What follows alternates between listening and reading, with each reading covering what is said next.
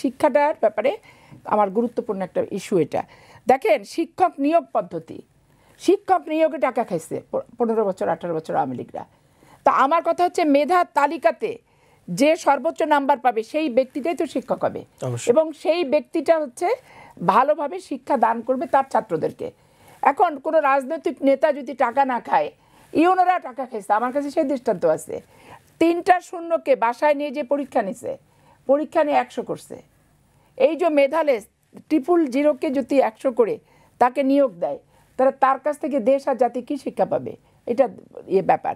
আর আরেকটা জিনিস দেখেন যে বাংলাদেশের সবচেয়ে